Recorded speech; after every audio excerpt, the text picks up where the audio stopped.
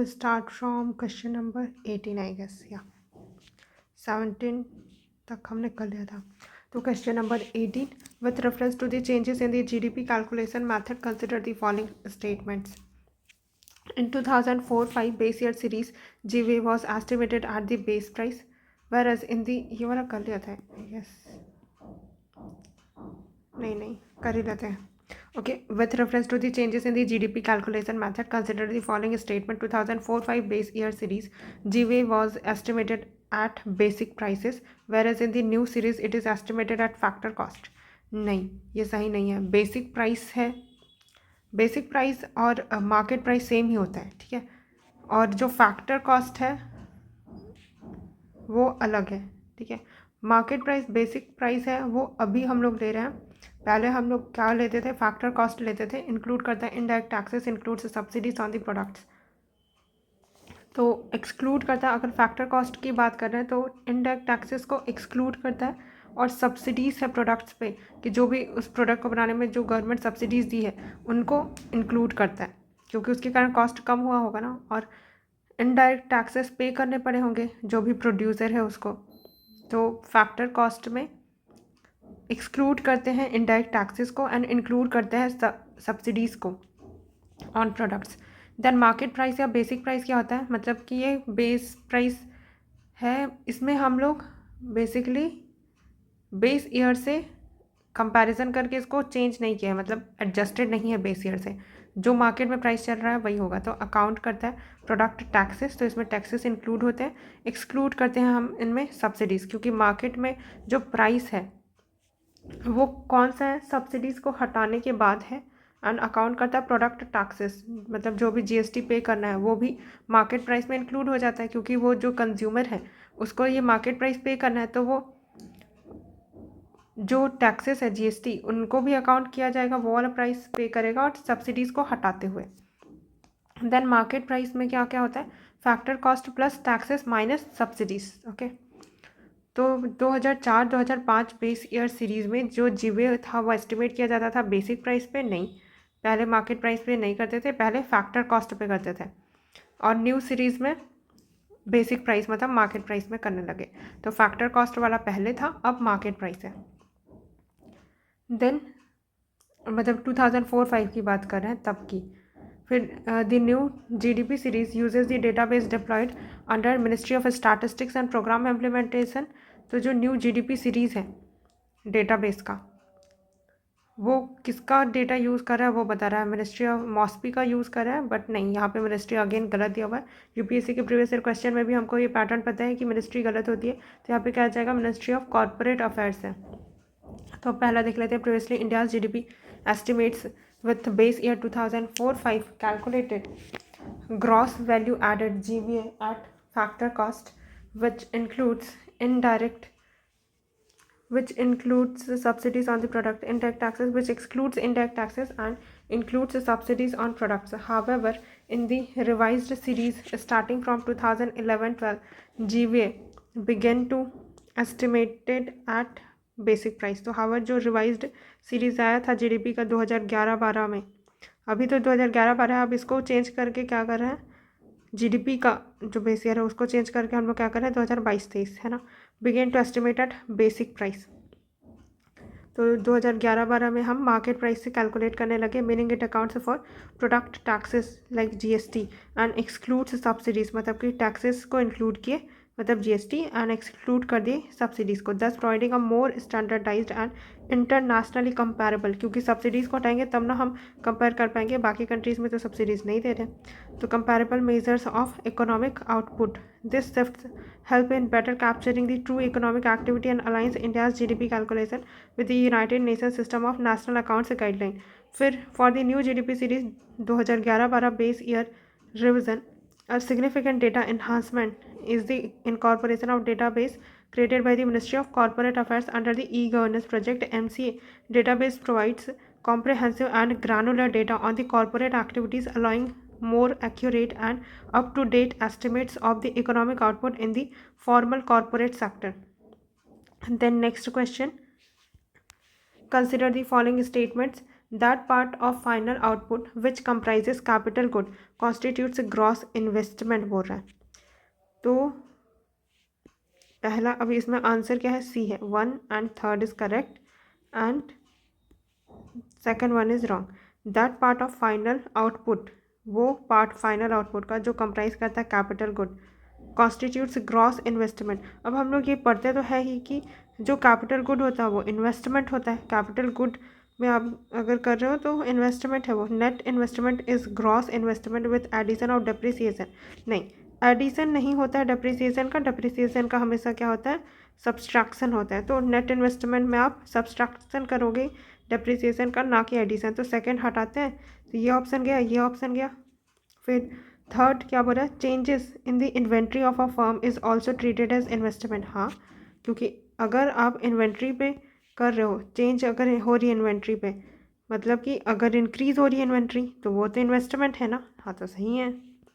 Then अब देख लेते हैं explanation. Gross investment refers to the total expenditure incurred on acquiring और प्रोड्यूसिंग न्यू कैपिटल गुड्स। जो ग्रॉस इन्वेस्टमेंट है उसका मतलब क्या है कि जो भी आपने टोटल एक्सपेंडिचर इनकर किया है on acquiring producing new capital goods such as machinery building equipment with in a given period. It includes all capital formation को इंक्लूड करता है। तो यहीं पर ये पूछ रहा था अपने को। तो includes all capital formation representing addition to the economy's stock of productive assets. Official economic sources define gross investment as encompassing fixed capital formation and changes in the inventories, highlighting the broad scope of the capital goods included in measuring gross investment. फिर second statement not correct. Net investment reflects the actual increase in the productive capital stock of an economy or firm after replacing worn out or obsolete assets, while gross investment measure the total spending on acquiring new capital goods and additions such as change in the inventories. Net investment subtracts depreciation, यही बता रही थी मैं, expenses to show the net addition to the capital stock. This provides a more accurate picture of how much the productive capacity is growing, indicating sustainable expansion if net investment is positive. Net investment is precisely defined as gross investment less depreciation, emphasizing the importance of accounting for the loss in value of capital goods over time. फिर third statement क्या बोल रहा है, changes in the firm का inventory, whether an increase or decrease as treated as the form of investment in economics. Increase in inventory represents goods produced but not sold. good produced तो हुआ लेकिन sold नहीं हुआ, अभी भी inventory में है, and are considered addition to the capital stock का part होगा, while decrease represent करता है disinvestment. और अगर stock में क्या हो गया, मतलब inventory में decrease हुआ, मतलब कि क्या है, disinvestment हुआ। फिर देखते हैं, this treatment is considered while with the national accounting standards where inventory investment forms part of gross investment, reflecting the value of the goods held by the firms for future sale और production. फिर MCA 21 क्या है, recently हमने देखा MCA 21, इसका correct answer है D. MCA 21 is an e governance platform of ministry of corporate affairs, इसी का ही शॉर्ट फॉर्म है MCA। और बाकी जगह तो अलग ही शॉर्ट फॉर्म यूज़ कर दिया है, तो वो बाकी सारे गलत ही है। For digitizing company registration and providing secure easy to access corporate services, तो ये याद रख लेना है। ये MCA 21 ई गवर्नेंस प्लेटफॉर्म है मिनिस्ट्री ऑफ कॉरपोरेट अफेयर का। डिजिटाइजिंग कंपनी रजिस्ट्रेशन, जो कंपनी है उनका रजिस्ट्रेशन को डिजिटलाइज करना, प्रोवाइड करना secure easy to access corporate services. MCA 21 is a e-governance initiative of the Ministry of Corporate Affairs, Government of India, that enables an easy and secure access of the MCA services to the corporate entities, professionals and citizens of India. The MCA 21 application is designed to fully automate all the processes related to the proactive enforcement and compliance of the legal requirements under the Companies Act 1956. जो MCA 21 है application, ये design है fully automate कर देगा सारा processes related to proactive enforcement and compliance of the legal requirements under the companies act 1956 के अंदर। New companies act 2013 companies act 1956 था, ये पुराना वाला कंपनीज एक्ट है। न्यू वाला companies act 2013, limited liability partnership act 2008, इनका सब जो लीगल रिक्वायरमेंट्स है वो सब ऑटोमेट हो गया। This will help business community to meet their statutory obligation. फिर नेक्स्ट पोटेंशियल जीडीपी हम किसको बोलते हैं, तो इसका आंसर है A, 1 2 correct and third is wrong. Potential GDP refer करता है maximum sustainable level of real GDP that can be produced without generating inflationary pressure। yes, कि पोटेंशियल जीडीपी मतलब जीडीपी का कितना पोटेंशियल है, तो मैक्सिमम जो सस्टेनेबल लेवल तक रियल जीडीपी जा सकता है, that can be produced without generating inflationary pressure बनाए बिना। ठीक है, फिर the determinants of the potential GDP includes labour force size. Potential GDP के डिटर्मिनेंट्स क्या है, लेबर फोर्स का साइज क्या, capital, stock, technology and labour productivity. तो yes, a positive output gap occurs when actual GDP is below potential GDP. नहीं, जब मोर होगा तब होगा, जब पोटेंशियल जीडीपी। पॉजिटिव आउटपुट कब होगा, जब क्या होगा, when the actual GDP is more than potential GDP. ये होगा एक्चुअल में जो जीडीपी है वो ज़्यादा होगी अपने पोटेंशियल से, तो ये क्या होगा, पोटेंशियल आउटपुट होगा। देख लेते हैं, अ positive output gap occurs when the actual GDP exceeds potential GDP signalling the economy is producing beyond it's sustainable capacity. इसका मतलब क्या है कि जो जीडीपी है अपने जो सस्टेनेबल कैपेसिटी उससे ज़्यादा प्रोड्यूस करिए, ऑफन कॉजिंग इन्फ्लेटरी प्रेशर करेगा। Conversely when the actual GDP is below potential, तो फिर वो डिफ्लेशनरी होगा, है ना। It results in a negative output gap which indicates unused capacity और the economic slack का unused हुआ है। तो this is positive output और ये क्या करेगा, inflationary pressure cause करेगा। और अगर जब actual GDP is below potential GDP, it results in negative output gap।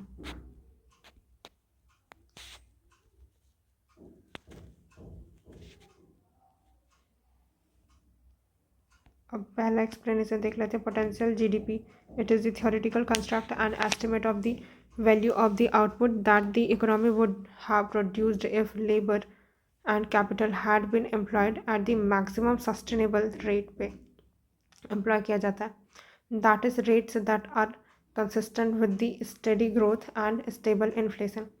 Statement 1 is correct. बोल रहे potential GDP gross domestic product is the maximum level of output or real GDP then an economy can sustain without generating inflationary pressure।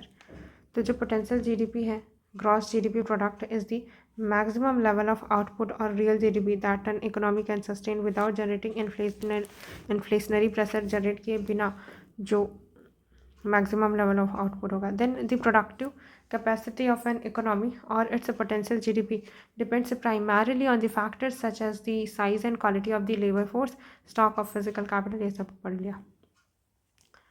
Then Preston curve क्या होता है, Preston curve, इसका answer है D. It reflects the relationship between the life expectancy and per capita income in a country। तो किसी इंसान की life expectancy कितनी है एंड पर कैपिटा इनकम उस कंट्री में उसकी कितनी है। तो प्रेस्टॉन कर्व को कुछ से याद रखते हैं। चलो, प्रेस्टॉन है वो प्रेशर लेके कितना साल जी सकता है और उसका इनकम कितना है, टन में उसका इनकम है। ठीक है, तो प्रेस्टॉन से याद रखते हैं।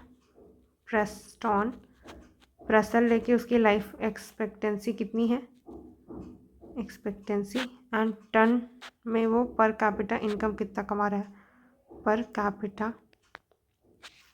कैपिटल लिख दिया मैंने, per capita income in a country. With reference to recession consider the following statements। अब देखते हैं, with reference to recession consider the following statement। A recession refers to an economic downturn that persists for a significant period of time। हो रहा है कि जो recession है, अब यहाँ पे बी करेक्ट है, first is correct, second is incorrect, third is correct. अब देखते हैं, recession refers to economic downturn that persist for a significant period of time. हाँ, इकोनॉमिक डाउन टर्न को बोलते हैं जो एक सिग्निफिकेंट टाइम पीरियड के लिए रहे। और recession is of shorter duration that a technical recession, जो रिसेशन है इज ऑफ शॉर्टर ड्यूरेशन बोल रहा है टेक्निकल रिसेशन से। देन थर्ड बोल रहा है कि a recession reflects a broad based decline in economic activity. A recession reflects broad based decline जब होगा इकोनॉमिक एक्टिविटी में, including employment and household and corporate incomes. A recession reflects broad based decline जब economic activity में होगी, economy में तो broad based decline होगा, and including employment and household and corporate incomes, including employment and household and corporate income, सब में decline होगा, वही बता रहा है। तो थर्ड तो सही होना चाहिए। अब देखते हैं सेकंड वाला क्यों इनकरेक्ट है, ये देखना ज़्यादा जरूरी है। Recession is of long duration versus technical recession is of shorter duration. तो बोला कि यहाँ पे क्या बोला था, recession is of shorter duration. नहीं भाई, रिसेशन तो हमने यही, अगर फर्स्ट वाले पे हमने डेफिनेशन पढ़ा कि सिग्निफिकेंट पीरियड ऑफ टाइम के लिए रहता है, तो मतलब लंबे टाइम के लिए रहता है ना। तो फर्स्ट एंड सेकंड साथ में नहीं जा सकते, या तो ये सही हो सकता है या तो ये, क्योंकि दोनों कॉन्ट्राडिक्टरी स्टेटमेंट हैं, एक दूसरे को ही कॉन्ट्राडिक्ट कर रहे हैं। क्योंकि अगर रेसेसन अगर सिग्निफिकेंट पीरियड ऑफ टाइम के लिए है, तो रेसेसन टेक्निकल रेसेसन से कैसे शॉर्टर हो सकता है, लंबा होना चाहिए। यहाँ पे शॉर्टर नहीं, यहाँ पे लॉन्गर ड्यूरेशन का होना चाहिए। तो फर्स्ट सेकंड साथ में नहीं हो सकते, बट कोई एक तो सही होगा ही एंड थर्ड तो करेक्ट होगा ही, हमने पढ़ लिया। तो इन दोनों में से एक और थर्ड वाला करेक्ट, तो only two will be correct. अब यहाँ पे देख लेते हैं, रेसेसन है वो लॉन्गर ड्यूरेशन का होता है, versus technical recession is of shorter duration. While technical recession specifically focus करता है जीडीपी पे, GDP contraction over time. A regular recession does not necessarily require multiple back to back quarters of decline, it may end sooner if the economy manages to recover. तो वही बता रहा है कि technical recession है specifically किस पे focus करता है, जीडीपी कॉन्ट्रैक्शन ओवर टाइम। और रेसेसन है वो लॉन्गर ड्यूरेशन का होता है, टेक्निकल रेसेसन शॉर्टर ड्यूरेशन का रहता है।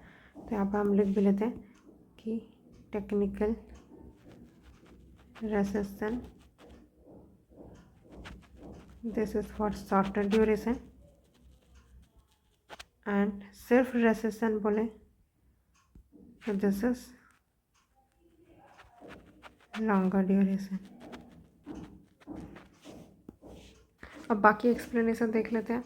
Statement one is correct, a normal economy goes through ups and downs in the business cycle, but when the slow down in economic activity continues for a significant period, it is termed as a recession. तो जो normal economy है वो goes through ups and downs in the business cycle, but जब economic activity slow down हो जाती है तो वो सिग्निफिकेंट पीरियड के लिए, तब हम उसको रिसेशन बोलते हैं। इसका मतलब क्या है कि economy is not just experiencing a short term dip ही बस एक्सपीरियंस कर रहे हैं, ऐसा नहीं है, बल्कि प्रोलॉन्ग्ड डिक्लाइन हो रहा है आउटपुट में, डिमांड एंड इन्वेस्टमेंट में, आउटपुट में, डिमांड में, इन्वेस्टमेंट में, तब जाके हम उसको रिसेशन बोल रहे हैं। A recession, essentially a recession captures the persistence of negative economic momentum that affects the overall growth trajectory of the economy की overall growth trajectory है वो डिप हो रही है, तब हम उसको recession बोल रहे हैं। फिर स्टेटमेंट थर्ड के बारे में देखते हैं। Recession is not limited to fall of GDP alone. Recession का मतलब सिर्फ जीडीपी में फॉल होना तो नहीं है, but broadly affect many vital areas of the economy, leads to the job losses भी होगा, declining household consumption, reduced corporate profits and falling investment, all sectors तो फेस करेंगे क्या वीकर डिमांड। तो ये सब होगा रिसेशन के टाइम पीरियड पे। विथ श्रिंकिंग इनकम्स, जब इनकम श्रिंक हो रहा होगा, and reduced production, both businesses and house hold suffer, causing a chain reaction that impacts spending, saving, and overall economic confidence. This broad-based effect distinguishes a recession from narrower economic slowdown. अब India is witnessing V-shaped economic recovery. Which of the following factors contributed to the recovery? कौन से factors हैं जिन्होंने V-shaped recovery को contribute किया है, V-shaped recovery? तो देखते हैं कौन कौन सा स्टेटमेंट करेक्ट है। D is correct, all of the above, सबके सब करेक्ट है। V shaped economic recovery, factors जिन्होंने कंट्रीब्यूट किया है इस रिकवरी में। हायर गवर्नमेंट कैपिटल एक्सपेंडिचर, अगर गवर्नमेंट एक्सपेंडिचर ज़्यादा करेगी तो क्या होगा, लोगों के पास पैसा आएगा और फिर इकोनॉमी में क्या होगी, रिकवरी होगी, डिमांड बढ़ेगा। फिर फिस्कल स्टिमुलस, अगेन गवर्नमेंट ने किया। फिर टैक्स कट करेंगे, लोगों के पास पैसा ज़्यादा होगा, डिमांड ज़्यादा करेंगे, इकोनॉमी का ग्रोथ होगा, इकोनॉमी में ग्रोथ होगी। इंक्रीज्ड मनरेगा में स्पेंडिंग, हाँ ये भी अगेन बढ़ाएगा ही। अब देख लेते हैं, government increased capital expenditure played a crucial role in boosting economic activity by investing in infrastructure projects which created jobs, improved connectivity and stimulated demand for the goods and services. This injected funds in the economy helped to accelerate recovery by enhancing productive capacity and confidence among the businesses and consumer. तो जैसे ही government ने expenditure किया, capital expenditure, fund आया economy में, accelerate होगी recovery bye enhancing productive capacity and confidence among businesses and consumers. Fiscal stimulus measures such as direct cash transfer, subsidies, incentives proved immediate relief to household and businesses.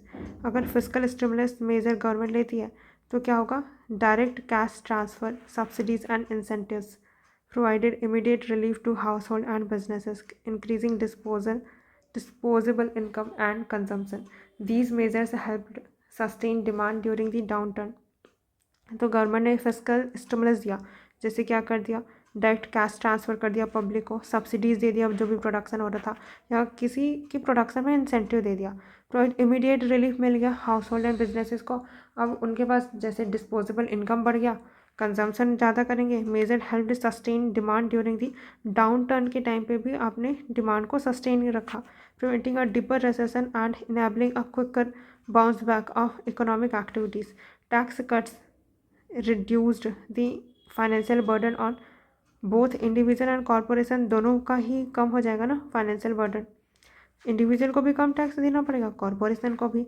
Increase liquidity and encouraging spending and investment, तो इससे क्या होगा, उनके पास पैसे ज़्यादा बचेंगे, फिर वो खर्चा ज़्यादा करेंगे, इन्वेस्टमेंट ज़्यादा होगा इकोनॉमी में, तो इकोनॉमी अगेन ग्रो करेगी। फिर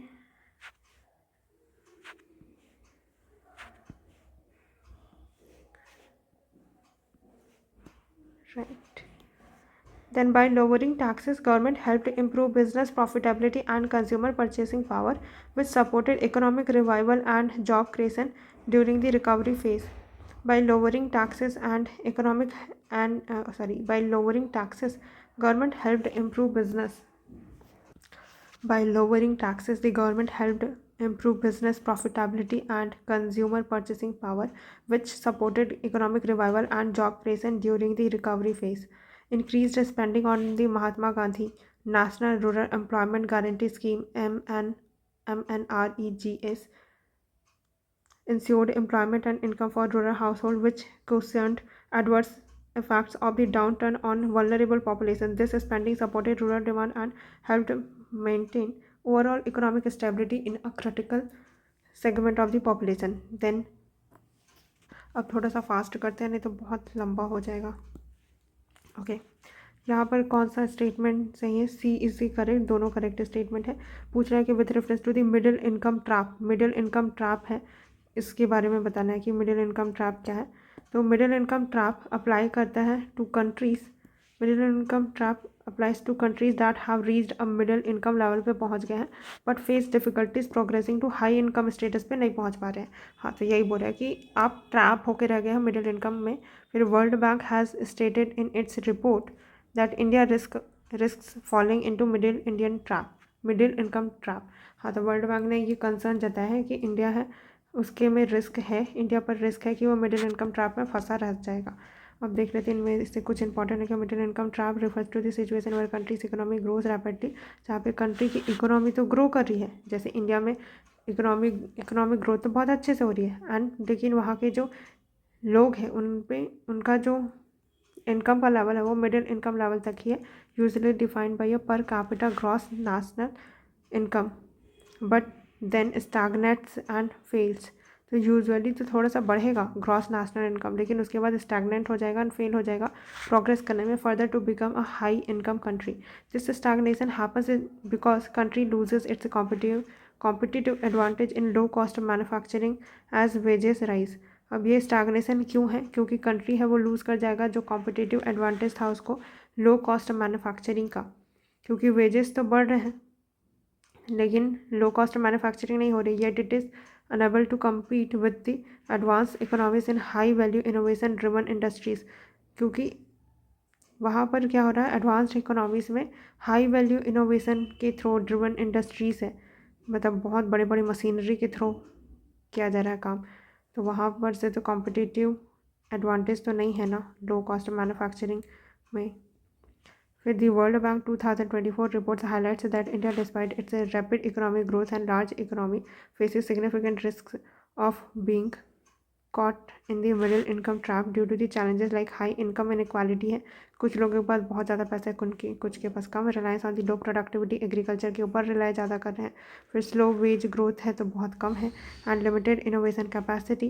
the report stress that India must undertake ambitious reforms to sustain high growth rates and move from lower middle income to high middle income status by 2047, avoiding the stagnation typical of the middle income trap. For which one of the following best reflects the concept income elasticity of demand? तो कौन सा सही है पूछ रहा है,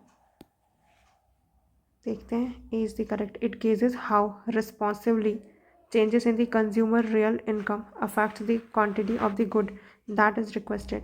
ये gauge करता है जो इनकम इलास्टिसिटी है किसी भी डिमांड की.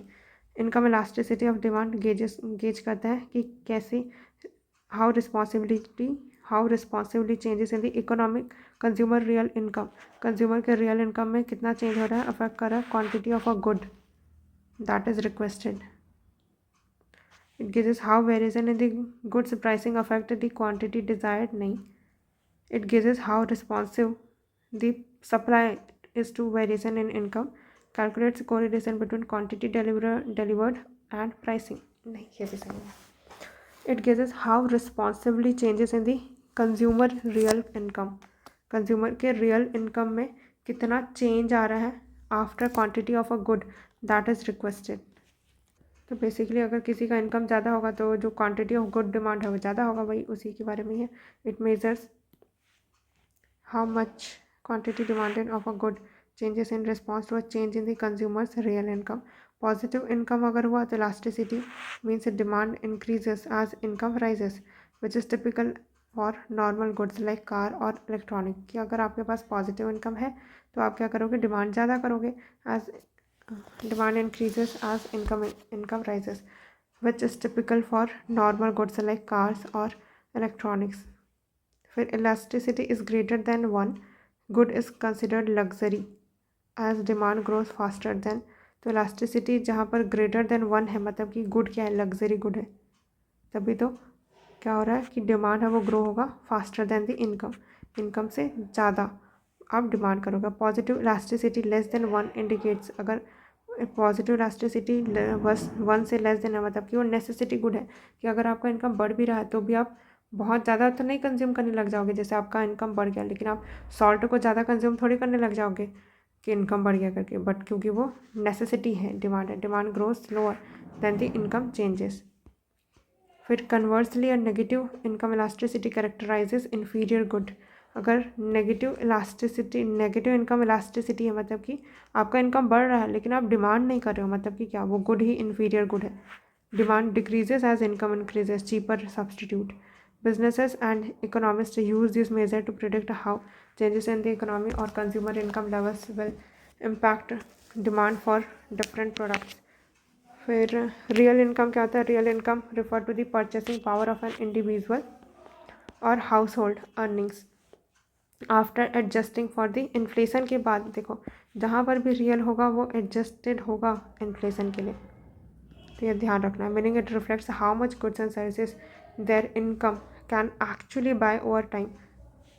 तो ये क्या रिफ्लेक्ट करता है कि कितना गुड एंड सर्विसेज आपका इनकम है वो एक्चुअली बाय कर सकता है ओवर टाइम पीरियड. यहाँ पे real income refers to purchasing power of an individual और household earnings. Next question क्या है, consider the following statement, nominal effective exchange rate NEER के बारे में क्वेश्चन है, नीर एंड इधर रीड। ओके, स्टेटमेंट में कौन कौन सा सही है, ए फर्स्ट करेक्ट है, सेकंड इनकरेक्ट है। फर्स्ट क्यों करेक्ट है, नीर is the average rate at which the ones Nations currency is valued in comparison with basket of other currencies. हाँ यही तो होता है, एवरेज रेट एट विच एक कंट्री का करेंसी को कंपेयर करते हैं basket of other currencies, weighted for purchase percentage of trade that each currency represent to that nation, और उनको वेटेड किया जाता है for the percentage of trade that each currency represents to that nation. फिर REER क्या होता है, can be adjusted to compensate for the inflation rate in the home country which is called NEER. बोल रहा है कि रीर को हम एडजस्ट करेंगे कंपनसेट करने के लिए फॉर द इन्फ्लेशन, नहीं, और उसको बोलेंगे नीर बोल रहा है, नहीं ऐसा नहीं है। जो रीर है वो क्या है, नीर को जब हम लोग इन्फ्लेशन से एडजस्ट करते हैं तो रीर बनता है। हमने देखा भी था कि रीर है वो हमेशा क्या होगा, इन्फ्लेशन एडजस्टेड होगा। तो ये फॉर्मूला होगा। तो सेकंड देख लेते हैं पहले, real effective exchange rate is a measure of the relative strength of the Nations currency in comparison with those of the nations it trades with, taking inflation into account,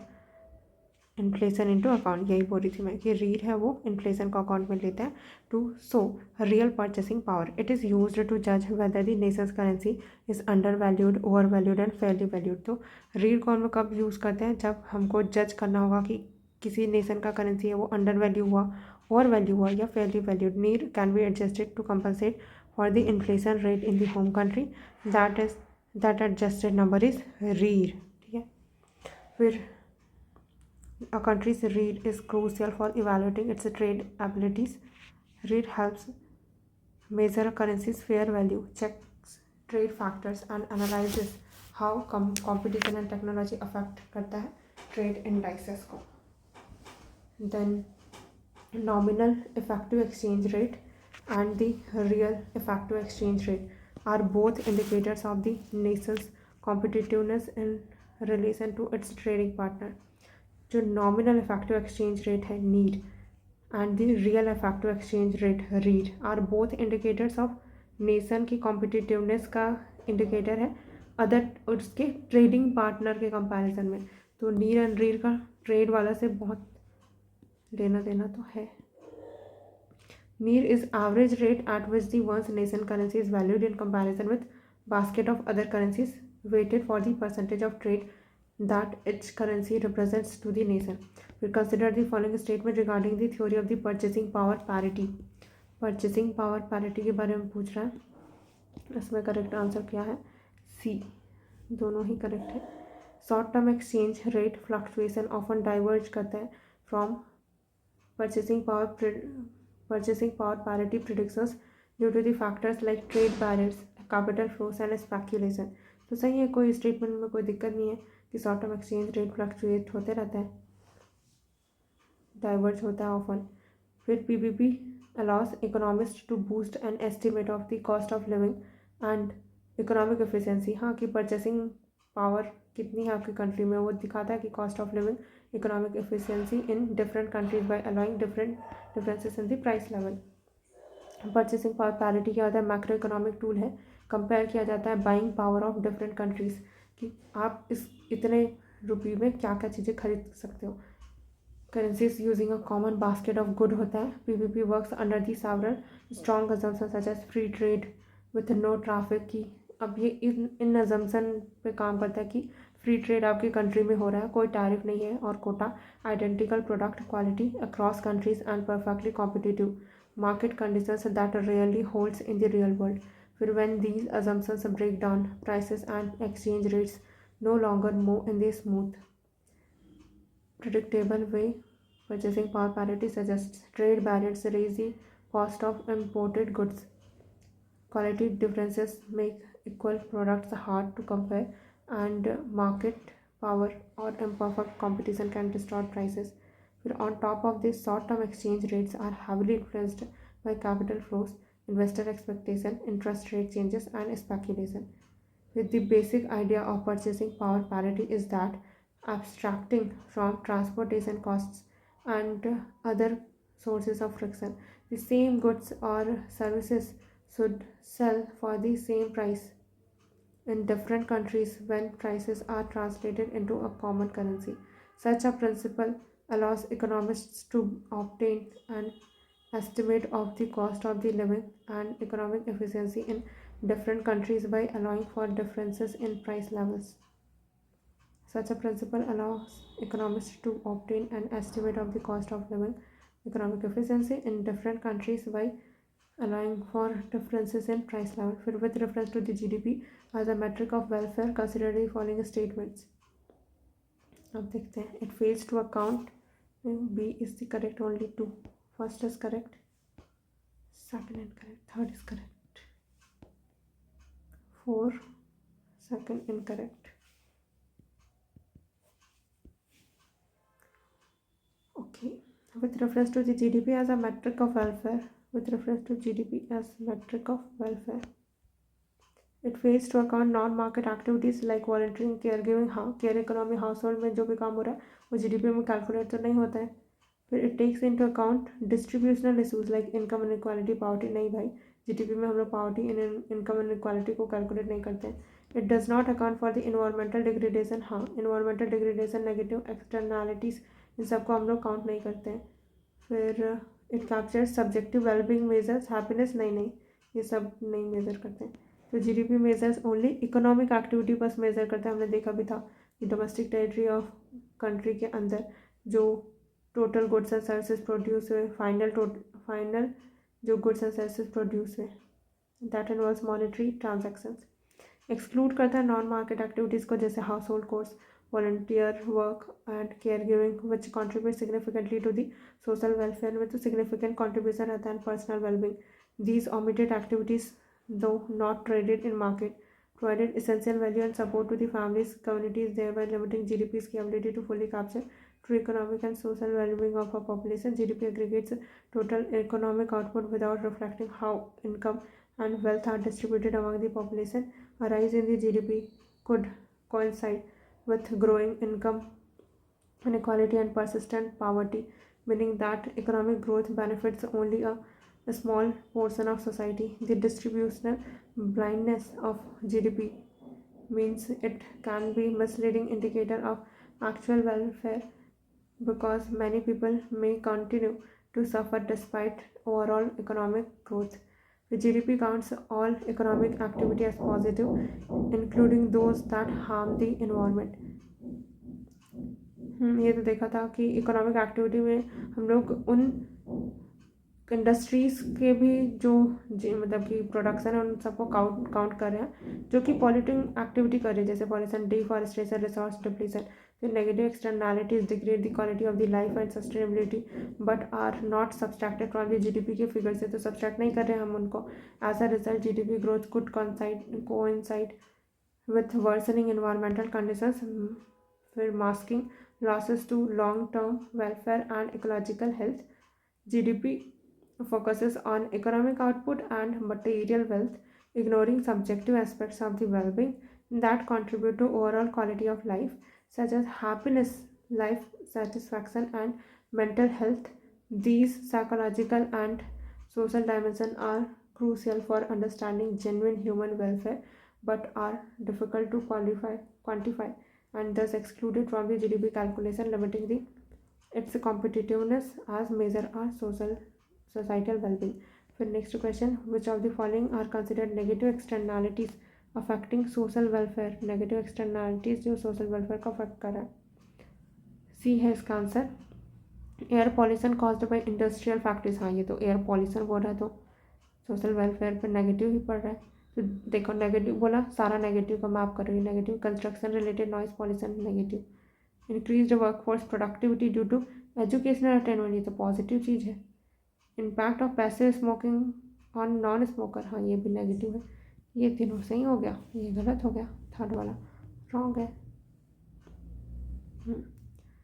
फिर ये रहा third is wrong.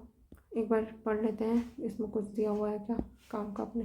N activity by a producer और consumer creates unintended harmful effect on others and costs are not reflected in the market price, then air pollution caused by industrial factories is a negative externality. Factories produce goods, but in doing so they emit pollutants that harm the health and environment of people who are not part of transaction. Why it is negative externalities? Third parties bear the cost. Health problems, environmental damage, reducing social welfare. Noise pollution में क्या जगह construction benefits the builder and eventual property users, but nearly residents bear noise costs. Why it is a negative externality? The noise is an unwanted side effect imposed on others without compensation. For increased workforce productivity due to the educational attainment is not a negative externality. It is actually a positive externality. हाँ ये तो देखा ही था। फिर impact of passive smoking, तो non smoker है उन पे उनके हेल्थ पे तो अच्छा इम्पैक्ट नहीं पड़ेगा ना, तो nearby inhale second hand smoke and suffer health consequences. Why it is negative externality? क्योंकि हार्म इम्पोज हो रहा अदर्स पे, not part of the decision. फिर नेक्स्ट क्वेश्चन क्या है, with reference to investments and saving consider the following statement. India's investment, इसका answer है C, दोनों करेक्ट है। India's investment rate is influenced by number of variables including international economic condition, क्या चल रही है, government policies in addition to the country saving rate. हाँ influence तो होता है, अब थोड़ा सा भी इन्फ्लुएंस हो रहा होगा तो हम डिनाई नहीं कर सकते कि नहीं हो रहा है influence. Higher household savings contribute to greater transaction facilitation. हाँ अगर हाउस होल्ड है वो ज़्यादा सेविंग कर रही है तो वो ज़्यादा ट्रांजेक्शन करेगी, thereby expanding the availability of the long term credit हो पाएगा फॉर द इंफ्रास्ट्रक्चर एंड, और सेविंग ज़्यादा करें तो ऐसा हो सकता है ना कि बैंक में डालें तो लॉन्ग टर्म क्रेडिट दिया जा सकता है for infrastructure and industrial development. अब देखते हैं, India's investment rate is saved by the intricate set of factors extending beyond just the domestic saving rate. While a higher saving rate increases the pool of funds available for investment, external variables such as global market trends, foreign direct investment flows, exchange rates, and shifts in the international demand can significantly influence investment decisions. Moreover, government policies, including those related to the regulatory framework, taxation, infrastructure development, and trade openness, also play a pivotal role. तो इस question में क्या बोल रहा है, with reference to the investment and saving consider the following statement. India का investment है वो इन्फ्लुएंस होता है by a number of variable से इन्फ्लुएंस होता है, including international economic condition and the government policies in addition to the countries saving rate. तो India का इन्वेस्टमेंट इन्फ्लुएंस होता है नंबर ऑफ वेरिएबल से, including international economic condition and government policies से भी एंड इंटरनेशनल इकोनॉमिक कंडीशन से भी, in addition to the countries saving rate.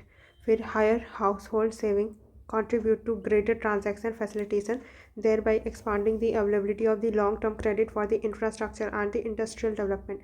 तो जो हायर हाउस होल्ड सेविंग है वो कंट्रीब्यूट करेगा, बोल रहा है कि ग्रेटर ट्रांजैक्शन फैसिलिटेशन में। हाँ अगर आपके पास घर पे सेविंग ज़्यादा है तो आप ट्रांजैक्शन फैसिलिटेट करोगे और ज़्यादा ट्रांजैक्शन में इन्वॉल्व होगे, then thereby expanding the availability of the long term credit for the infrastructure and industrial development। और अवेलेबिलिटी है लॉन्ग टर्म क्रेडिट की, long term credit infrastructure and industrial development वो भी बढ़ेगा। देन एक्सप्लेनेशन पढ़ लेते हैं। इंडिया का investment rate is shaped by intricate set of factors extending beyond just the domestic saving rate. India का जो इन्वेस्टमेंट रेट है वो किससे सेव होता है, कि आप बहुत सारे factors, intricate set of factors है जो कि बियॉन्ड डोमेस्टिक सेविंग रेट से बियॉन्ड जाता है। while a higher saving rate increases the pool of funds available for investment, external variables such as global market trends, foreign direct investment. तो higher saving rate increase कर देता है क्या, pool of funds आपके पास ज़्यादा होंगे जो कि अवेलेबल होगा इन्वेस्टमेंट के लिए। External variable such as global market trend, foreign direct investment flow, exchange rate, shift in the international demand can significantly influence the investment decisions. Then moreover, government policies, including those related to regulatory framework, taxation, infrastructure development, and trade openness, also play a important role, also play a pivotal role. Higher household savings are crucial because they enhance the capacity of banks and other financial institutions to provide loans, particularly for the long term projects. ठीक है, तो जो higher household saving है वो बहुत ज़्यादा crucial है because they enhance the capacity of banks. Higher household saving है वो बहुत ज़्यादा क्या है, क्रूशियल है, ताकि कैपेसिटी है बैंक की बढ़ सके, क्योंकि हाउस होल्ड सेव करेंगे तो बैंक में डालेंगे, अदर फाइनेंशियल इंस्टीट्यूशंस को भी फिर लोन मिल पाएगा particularly for the long term project के लिए.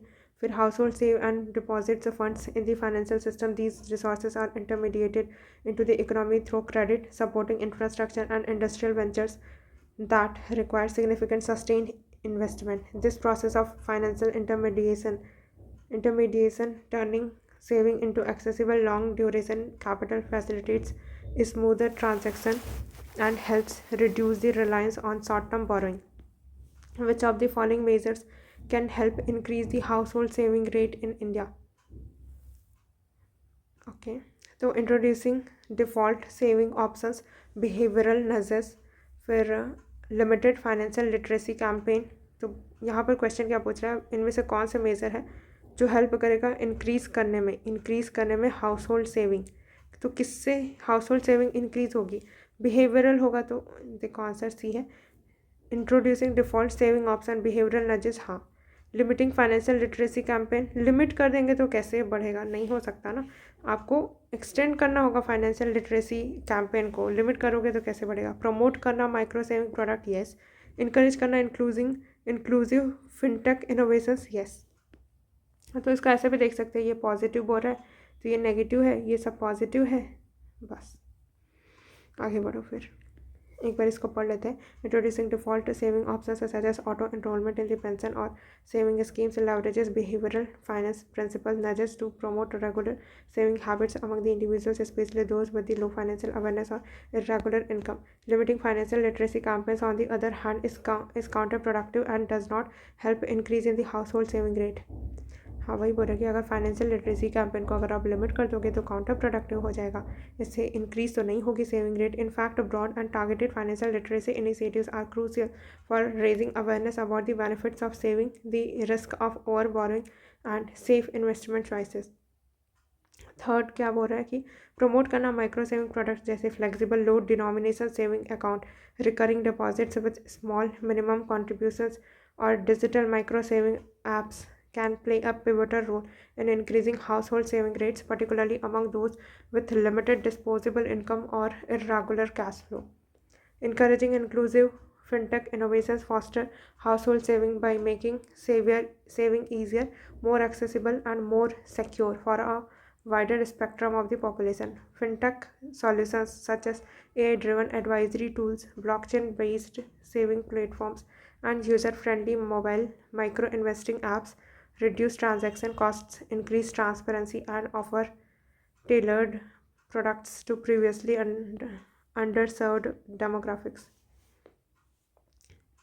Recently, the term net household financial saving, net बोला है, household financial saving, was in the news. Which one of the following correctly describes it? Net household financial saving is the difference between gross financial saving of the household and the borrowing. तो यही हो जाएगा financial saving. It is the total value of all physical assets owned by household minus the liabilities. नहीं है तो किसी से related नहीं है. It refers to the gross income earn by the household minus annual expenditure. ये भी नहीं, इट मीन्स नहीं. ओके, इसमें भी अब कुछ काम का नहीं है. With reference to the open and close economy, consider the following statement. Open and close economy के बारे में बताना है. B is the correct answer. First is correct, second is correct, third is incorrect.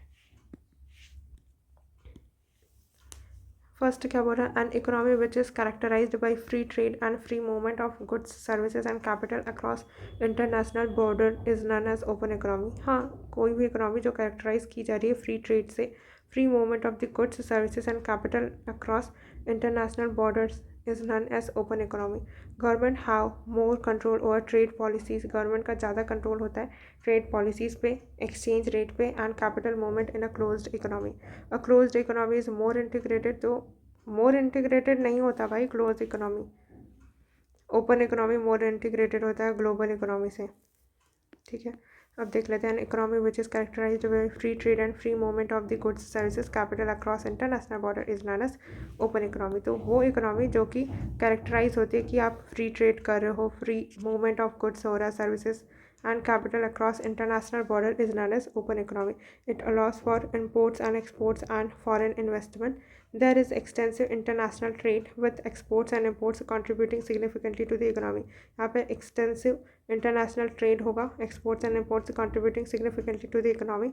फिर closed economy में तो economic policy जो कि focus करती है अपनी domestic priorities के ऊपर ही and such employment as economic stability.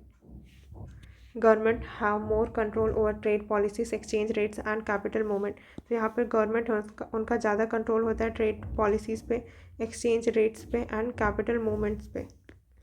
फिर an economy is more integrated into global economy. कोई भी ओपन इकोनॉमी है वो ज़्यादा इंटीग्रेटेड होती है ग्लोबल इकोनॉमी में and is exposed to external shock. हाँ, ओपन इकोनॉमी है एक्सटर्नल शॉक के लिए ज़्यादा वल्नरेबल हो जाती है, such as changes in the global demand, commodity prices, or financial market conditions. It may benefit from access to larger markets and technological advancements. A closed economy is less exposed to external influences and shocks as it relies primarily on the domestic production and consumption. However, it may face challenges related to the limited market access, lack of competition, and inefficiencies. Next question यहाँ पर क्या बोल रहे हैं, the secondary sector employs large share of the work force than tertiary sector. हाँ, ये तो गलत है, सेकेंडरी सेक्टर में ज़्यादा एम्प्लॉय है बोल रहा है टर्सरी सेक्टर से, ये बात तो सही नहीं है। टर्सरी सेक्टर है इंडिया में वो एम्प्लॉय करता है larger share of the work force as compare to secondary sector. अब इसमें भी थोड़ा सा क्रोनोलॉजी हम याद रखेंगे। सबसे ज़्यादा किस पे है इंडिया में, इकोनॉमिक सर्वे 2024-25 के अकॉर्डिंग प्राइमरी सेक्टर में सबसे ज़्यादा लोग एम्प्लॉयड है। फिर टर्सरी सेक्टर में देखो, टर्सरी सेक्टर में approximately 30% of the work force है, तो 3 से 30 एंड वेरस सेकेंडरी सेक्टर में 24% के अराउंड वर्क फोर्स इन्वॉल्व है। ये eco survey 2024-25।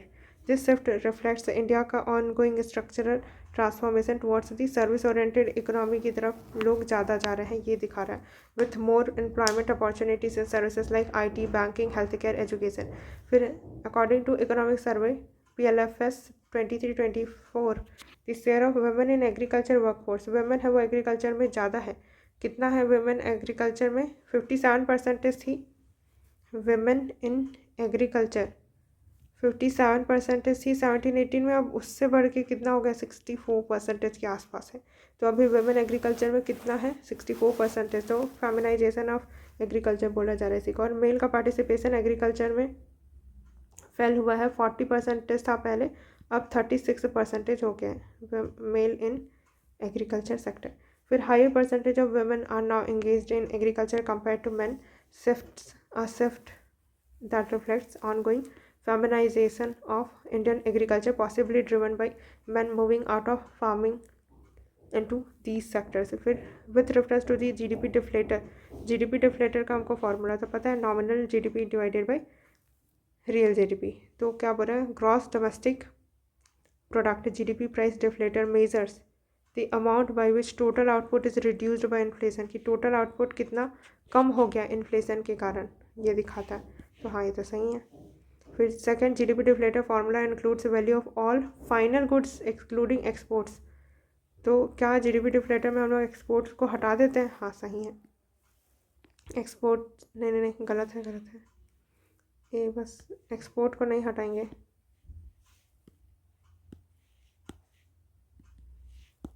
First only correct है। GDP डिफ्लेटर फार्मूला, अच्छा यहाँ पे दिया हुआ है GDP price deflator, GDP deflator equals to nominal GDP is equals to divided by real GDP multiplied by 100। Nominal GDP is the total value of goods and services produced during specified period less the value of products made during production. Real GDP refers to the value of goods and services produced in a year and adjusted for inflation. The GDP deflator formula includes the value of all final goods including exports. जो GDP deflator formula है वो include करता है value of all final goods including exports, क्योंकि देखो export करके कोई material आया, ठीक है, गुड्स आया एक्सपोर्टेड, अब इसका प्राइस अगर कम पड़ा था तो जो बाकी लोग हैं उनके लिए भी कम पड़ेगा, तो इसका तो डिपेंड करेगा ना nominal GDP and real GDP. जब रियल जीडीपी निकालेंगे हम तो इन्फ्लेशन माइनस करेंगे, तो है ना, तो इसलिए it does not factor in the prices of imports, लेकिन ये फैक्टर नहीं करता प्राइसेस ऑफ इम्पोर्ट को नहीं फैक्टर करता। अच्छा, ये मैंने इम्पोर्ट का एग्जांपल दे दिया था, एक्सपोर्ट हो क्या आया नहीं। अगर इंडिया की जीडीपी से क्या हो गया, बहुत सारे सामान हमने एक्सपोर्ट कर दिया, तो इंडिया में क्या हो गया, उस गुड्स की क्या हो गई, स्कैरसिटी हो गई। अब क्योंकि उस गुड की स्कैरसिटी हो गई तो इंडिया में उस गुड का प्राइस इन्फ्लेट हो जाएगा। अब इन्फ्लेट हो जाएगा तो क्या होगा, जो रियल जीडीपी है उनसे इन्फ्लेशन माइनस ज़्यादा होगा, तो फिर जीडीपी डिफ्लेटर तो अफेक्ट होगा। तो जीडीपी डिफ्लेटर में हम लोग इंक्लूड करते हैं एक्सपोर्ट का डेटा, एक्सक्लूड करते हैं इम्पोर्ट का data. GDP deflator formula includes all final goods including exports, does not factor prices of imports. फिर GDP price deflator is more comprehensive inflation measure than CPI. GDP का जो price deflator है वो ज़्यादा comprehensive inflation को measure करता है as compare to जो कंज्यूमर प्राइस इंडेक्स हम यूज़ करते हैं उसके कंपैरिजन में, विच measures the price change in a fixed basket of goods में ही कैलकुलेट करता है। तो कंज्यूमर प्राइस इंडेक्स है वो एक फिक्स्ड बास्केट में गुड का प्राइस क्या कर रहा है, चेक करता है, ये होता है। अब 37 पे आ गए हैं, लगभग 13 क्वेश्चन बचा हुआ है, we will do it faster.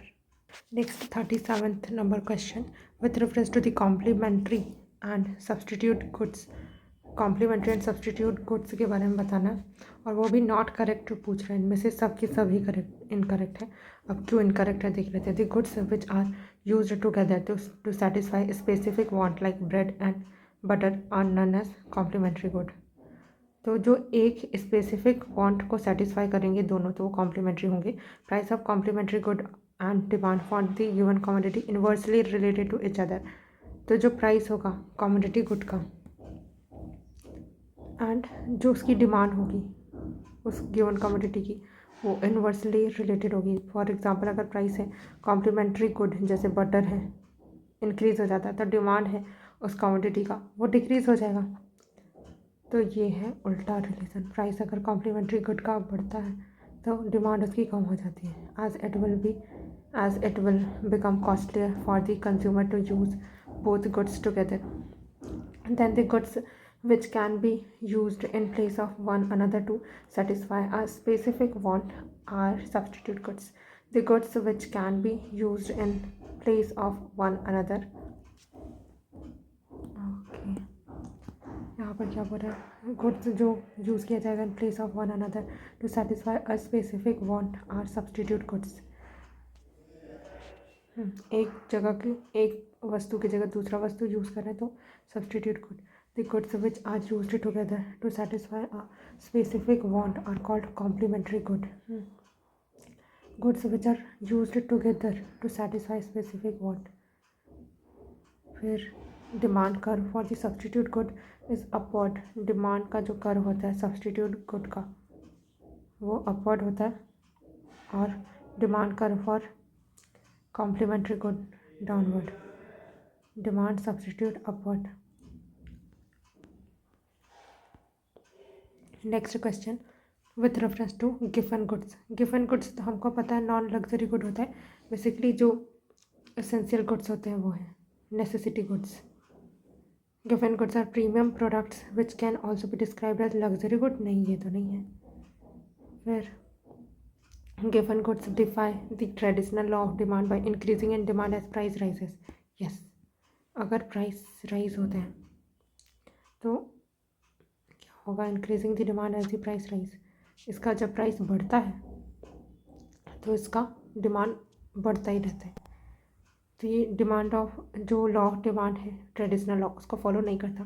Given goods are usually essential item होते हैं, incorporate both the income effect and higher price substitution effect. Because गिवन goods are essential, consumers are willing to pay more, limiting disposable income and making pricier alternatives less accessible, जैसे कि given goods में rice का हो गया, ठीक है, rice का प्राइस बढ़ेगा तो भी इसका डिमांड क्या होगा, बढ़ेगा ही, इंक्रीज इन डिमांड, क्योंकि वो इसेंशियल गुड्स है, उसको कॉम्प्रोमाइज़ नहीं कर सकते, उस पर कर्व नहीं किया जा सकता एक्सपेंडिचर। वहीं पे जो पहला वाला एक्सप्लेन कर रहा था वो वेबलिन गुड्स था, premium product, luxury product, can include celebrity endorsed perfumes और fine wines. With these goods, their high prices associated with a high social status symbol. Given goods defy the traditional law of demand by increasing in demand as price rise. तो जो Giffen goods है वो DeFi करते हैं traditional law को, increase होता है इनका डिमांड में जैसे प्राइस बढ़ता है। Giffen goods presents fascinating exception to the classical law of demand which states that ceteris paribus as the price of good rise, the quantity demanded fall and vice versa. Unlike ordinary goods, given goods are typically inferior goods with few or no close substitutes, consumed primarily by the low-income household as staple items essential to their daily sustenance. With reference to the public goods के बारे में बताना है,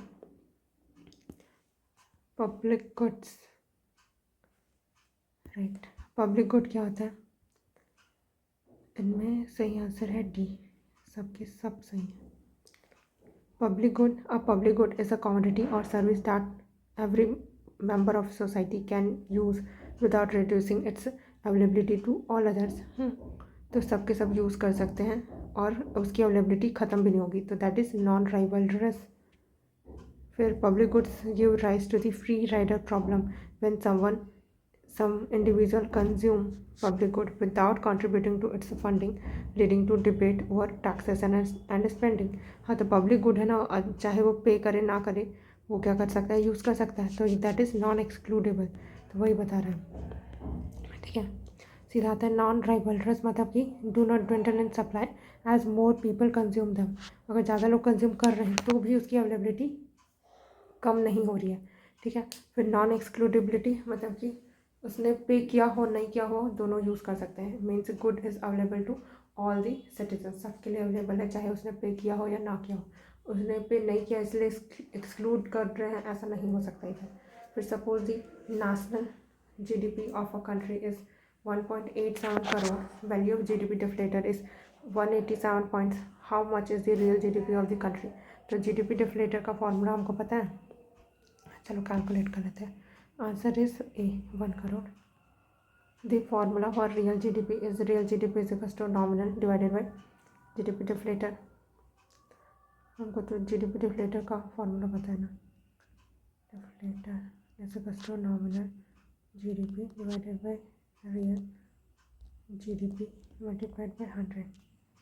nominal वाले में real GDP, nominal GDP का दे दिया हमको 1.87 करोड़, GDP डिफ्लेटर 187, तो 187 इधर आ गया, तो रियल GDP इधर आ गया, मल्टीप्लाइड बाय 100। अब देखते हैं 1.87 करोड़, तो इसको 187 मल्टीप्लाइड बाय 100 कितना चला जाएगा,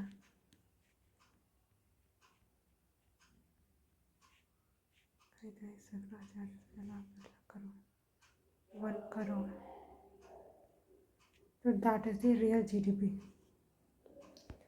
फिर consider the following statements, how many of the items mention above is part of the working capital. कौन सा वर्किंग कैपिटल का पार्ट है, जो भी वर्किंग कैपिटल का पार्ट होगा वो क्या होगा, यहाँ पे answer is C, only 3। Working capital मतलब कि एक बार कंज्यूम, मतलब एक बार यूज़ किया ख़त्म हो गया, इन्वेंट्री, हाँ। फिर long term fixed asset like machinery, ये तो लॉन्ग टर्म है ना, ये फिक्स्ड कैपिटल है, तो ये तो नहीं होना चाहिए, सेकंड को हटा देते हैं, बाकी सब करेक्ट होगा। कैश एंड कैश इक्विवेलेंट्स, एक बार यूज़ किए ख़त्म। अकाउंट पेबल, ये भी एक बार यूज़ किए ख़त्म।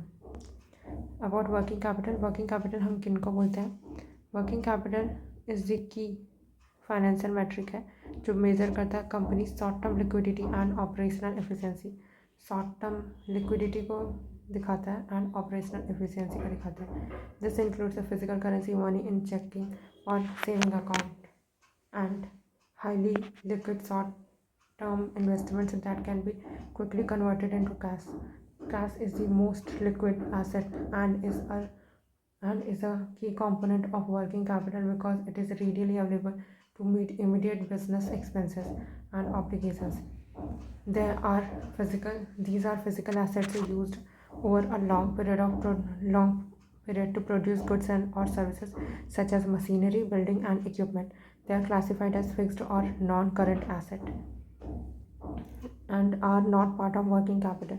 ये जो फिजिकल एसेट्स है ना, long term fixed assets like machinery, तो लॉन्ग टाइम के लिए आप यूज़ करोगे, produce goods and services such as machinery, building and equipment, they are classified as fixed और non current assets and are not part of working capital का part नहीं है, which only includes current assets and liabilities.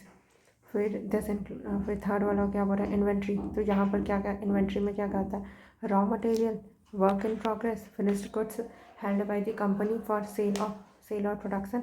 Inventory is a current asset and a significant part of working capital because it represents resources tied up in the production and sales process. Then the fourth क्या बोल रहा है, account payable. These are short term liabilities representing amounts the company owes to suppliers and creditors for the goods and services purchased on credit. Account payable is a current liability and is subtracted from the current asset to calculate working capital. फिर next question 42, law of diminishing marginal utility. Diminish हो रहा है मतलब कि negative है question का tone, diminishing. अब देखते हैं ऑप्शन में, मार्जिनल यूटिलिटीज़ ऑलवेज इंक्रीजेस, ये तो पॉजिटिव है. Consumption of additional units, marginal utilities total satisfaction derived from the consuming all unit, ये भी पॉजिटिव लग रहा है कि सेटिस्फाई है. Marginal utilities the difference between total utility and average utility, could be. Then next D वाला देखते हैं, it means that the individuals have less satisfaction with each additional unit consumed. इसका मतलब यह है कि that individual have less satisfaction, individual के पास कम satisfaction है with each additional unit consumed. less satisfaction है with each additional unit consumed. law of diminishing marginal में हम लोग यही देखते हैं ना कि additional unit कितना कर रहे हैं, तो D will be the more appropriate. और ये difference between total utility average utility का तो कोई लेना देना नहीं है इधर, मतलब सिर्फ यूटिलिटी के बारे में नहीं है ना, मार्जिनल भी तो बोला है. डिमिनिशिंग वाला देख लिया हमने, डिमिनिशिंग के बेसिस पे 2 ठो को हटा दिया. अब मार्जिनल का भी तो वैल्यू आना चाहिए, आई मीन डेफिनेशन में इंक्लूड होना चाहिए ना, तो वही है. मार्जिनल यूटिलिटी क्या होती है, it is incremental increase in utility from consumption of one additional unit. Utility is an economic term used to represent satisfaction और हैप्पीनेस को देखने के लिए होता है. The law of diminishing marginal utility means individual have less satisfaction with each additional unit consumed. Law of diminishing marginal utility affects both consumer and businesses through its several components. The law of diminishing marginal utility directly relates to the concept of diminishing prices. Consumers are only willing to pay a smaller dollar amount for more of a product as the utility of the product decreases. First, marginal utility does not always increase with additional consumption. Rather than the law of diminishing marginal utility states that marginal utility typically decreases as more units of a good are consumed, meaning each extra unit provides less additional satisfaction. Second, marginal utility is not the total satisfaction from consuming all units, which is correctly termed total utility. Marginal utility specifically refers to the incremental satisfaction from one extra unit. अरे बाकी option तो काम का नहीं है, देख लेते हैं. 43rd question, considering potential opportunity cost. Opportunity cost के बारे में क्वेश्चन है. कंसिडर करते हुए potential opportunity cost can guide individual and organization to more profitable decision making में. यस. फिर अपॉर्चुनिटी कॉस्ट रिप्रेजेंट करता है जो डिज़ायरेबल बेनिफिट उसको होते जो उसने फॉरगो कर दिए by choosing one alternative instead of another. तो ये जो उसी को एक्सप्लेन कर रहा है, सही होगा. तो और कुछ नहीं यहाँ पर अपॉर्चुनिटी कॉस्ट को ही बताया होगा. And then which of the following causes an inevitable upward revision of India's estimates of GDP. कौन सा कॉज कर रहा है inevitable upward revision in India का estimates of GDP, inclusion of informal sector data, which of the following causes an inevitable upward revision होगा। GDP calculation at factor cost rather than market price, exclusion of subsidies, exclusion of government expenditure. तो ये informal sector data को अगर हम include करेंगे तो वो क्या होगा, बढ़ेगा ही बढ़ेगा upward. GDP calculation at factor cost rather than market price बोलेंगे तो ज़रूरी नहीं है ना कि GDP calculation at factor cost rather than market price की जगह फैक्टर कॉस्ट पे कैलकुलेट करेंगे तो बढ़ेगा ही बढ़ेगा बोल रहे हैं इंडिया के estimate of GDP. Exclusion of subsidies को हटाएंगे तो बढ़ेगा ही बढ़ेगा, exclusion of government expenditure, but include कर देते हैं इनफॉर्मल सेक्टर डेटा तो बहुत हद तक इंक्लूड मतलब कि एस्टिमेट है जीडीपी का हाई जाएगा। Upward revision of GDP happens when additional economic activity is newly captured. This occurs especially when new data set become available. अगर नया data set हमारे पास available होगा तब upward जाएगा, such as informal sector survey, hence it is correct. Improved methodologies including sector earlier underreported, या फिर ये कर सकते हैं कि जो पहले की मेथड मतलब एक इम्प्रूवड मेथड लेके आना जहाँ पर हम क्या करेंगे, कैप्चर करेंगे उन सेक्टर के डेटा को भी जो पहले अवेलेबल नहीं होते थे, अनरिपोर्टेड थे। फिर बेस ईयर अपडेट करना, lead to inclusion of industry, new industries, technology, pricing information. The factor that cause an upward revision in India's GDP estimates is the inclusion of informal sector data. The factor that causes an upward revision in India's GDP estimates is the inclusion of informal sector data. The informal sector constitutes a significant portion of India's economy, which traditionally remained underreported due to the difficulties in data collection and documentation, including informal sector activities such as small scale manufacturing, unorganized services, and informal trade increases overall economic output recorded, thus leading to higher GDP estimate. The other options do not increase GDP estimate but rather affect it differently. GDP calculation at factor cost rather than market price does not necessarily increase GDP. जो GDP calculation है factor cost पे rather than market price पे, तो ज़रूरी नहीं है ना GDP increase होगा। मार्केट प्राइस इंक्लूड करता है टैक्सेस माइनस सब्सिडीज़, हमने देखा भी था। अगर आप मार्केट प्राइस पे देख रहे हो तो कंज्यूमर की तरफ से देखोगे तो सब्सिडीज़ को माइनस करते हैं, टैक्सेस को इंक्लूड करते हैं क्योंकि कंज्यूमर है टैक्स देता है। सब्सिडीज़ तो वो तो प्रोड्यूसर को मिली ना इंसेंटिव के रूप में। So GDP at market price tends to be higher than at factor cost. हाँ, तो मार्केट प्राइस पे जो जीडीपी होगी वो हायर होगी as compare two factor cost पे, क्योंकि फैक्टर कॉस्ट पे आप सब्सिडीज़ को मतलब टैक्सेस वगैरह कुछ तो था, याद नहीं आ रहा अभी मुझे फैक्टर कॉस्ट। फिर एक्सक्लूजन ऑफ सब्सिडीज़ वो decrease GDP because subsidy reduce the cost of production. अगर एक्सक्लूड कर देते हैं हम सब्सिडी को तो जीडीपी होगी वो क्या होगी, कम होगी।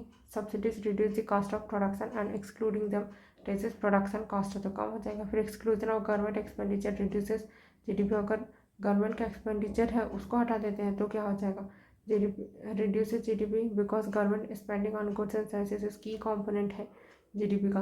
तो अगर हम एक्सक्लूड कर देते हैं सब्सिडीज़ को या गवर्नमेंट एक्सपेंडिचर को तब तो दोनों ही केसेस में क्या हो रहा है, एक्सक्लूजन ऑफ सब्सिडीज़ कर रहे हैं तो प्रोडक्शन ऑफ कॉस्ट बढ़ जा रहा है, और अगर प्रोडक्शन कॉस्ट बढ़ जाएगा तो जीडीपी कैसे बढ़ेगी, नहीं बढ़ पाएगी ना। और गवर्नमेंट एक्सपेंडिचर को हटा देंगे तो क्या होगा, ये तो की कंपोनेंट था जीडीपी का। Then which one of the following institutes undertake GDP revision in India. कौन सा इंस्टीट्यूट है जो जीडीपी को रिवाइज करता है, तो कौन सा है, D, ministry of statistics, MoSPI. RBI तो कर नहीं सकता, वो बैंक को करता है। नीति आयोग तो नहीं, थिंक टैंक है। मिनिस्ट्री ऑफ फाइनेंस भी नहीं। तो जीडीपी है उसका रिवीजन कौन करने वाला है, ये पूछ रहा था। तो about GDP revision, GDP revision is the process of updating country's economic data to reflect changes in the economy and ensure accuracy. तो बीच बीच में जीडीपी का जो बेस ईयर है उसको अपडेट करते रहते हैं, डेटा को भी अपडेट करते रहते हैं। तो कौन करता है, the institute responsible for undertaking the revision of India's GDP estimate is the Ministry of Statistics, MOSPI, जिसके अंदर technical which works through its technical arm CSO। This body periodically revises the base year and methodology of GDP calculation to ensure accuracy, reflecting the current economic structure, better data source, and contemporary international standards. फिर next question project nexus, तो इसके बारे में तो हम पहले भी पढ़ चुके हैं। मल्टीलैटरल इनिशिएटिव है to enable instant seamless cross border retail payment. तो नेक्सस क्या कर सकता है? Instant seamless cross border retail payment के लिए। किसका है ये? आरबीआई का है, प्रोजेक्ट नेक्सस। नहीं, आरबीआई का नहीं है। Project Nexus multilateral initiative led by the Bank of International Settlement, BIS का है। तो प्रोजेक्ट नेक्सस किसका है? BIS, Bank for International Settlement innovation hub to interlink fast payment system of multiple countries का फास्ट पेमेंट सिस्टम को connect करने वाला है। फिर और क्या बोल रहे हैं? It designed to standardize the way instant payment settlement system connect to each other rather than a payment system operator building custom connection for every new country that it connects to. The operator can make one connection to the Nexus platform. This single connection allow a fast payment system to reach all other countries on the network. Nexus could significantly accelerate the growth of instant cross-border payment. Some of its main features to enable instant, secure, low-cost cross-border retail payment.